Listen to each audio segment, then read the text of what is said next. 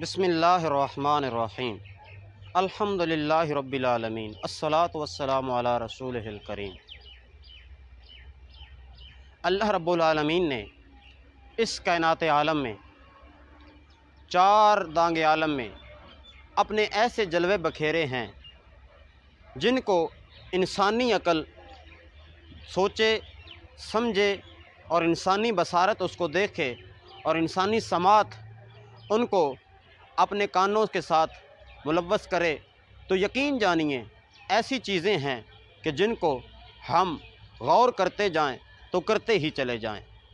अल्लाह करीम ने कुरान मजीद में बार बार इरशाद फरमाया, अफ़ला यतदब्बरून अफ़ला यतफ़क्करून।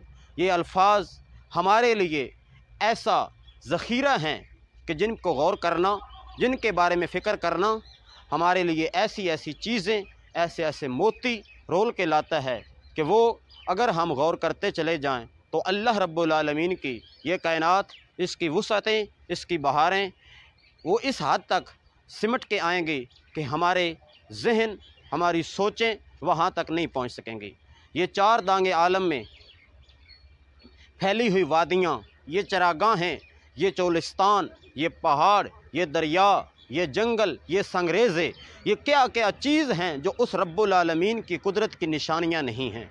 हर एक चीज़ में देखते चले जाओ, गौर करते चले जाओ, तुम्हें हर चीज़ में अल्लाह रब्बुल आलमीन की कुदरत, उसके जलाल, उसके जमाल का मज़हर नज़र आएंगे। अगर आप पहाड़ों को देखेंगे तो अल्लाह रब्बुल आलमीन का जलाल और उसकी हैबत इनमें नमूदार होती नज़र आएगी। और अगर आप शबनम के कतरे को देखेंगे तो अल्लाह रब्बुल आलमीन का जमाल आपको इंतहाई हसीन और शगुफ्ता सूरत में नज़र आएगा।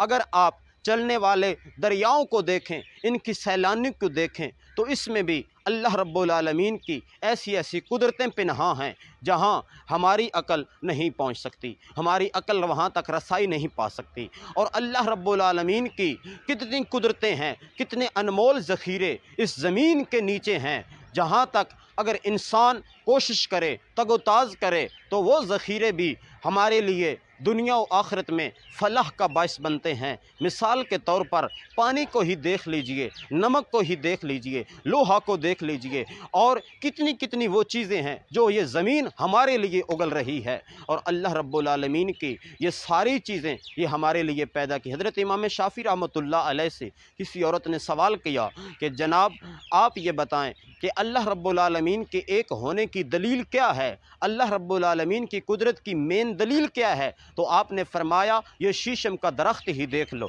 आप शीशम के दरख्त के नीचे बैठे थे तो वो कहने लगा कि जनाब ये कैसे हो सकता है, ये कैसे होगा कि जिस दरख्त के नीचे आप बैठे उसी को ही अल्लाह की कुदरत की निशानी कह दिया?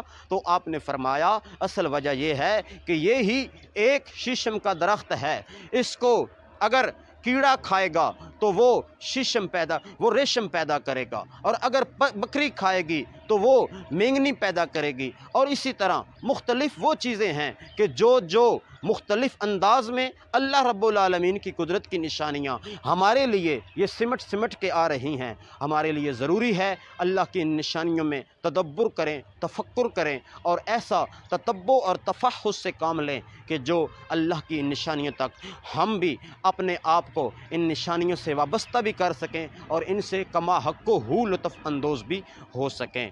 अल्लाह करीम हमें अपनी इन निशानियों में तदब्बुर और गौर व फ़िक्र करने की तौफ़ीक़ अता फ़रमाए।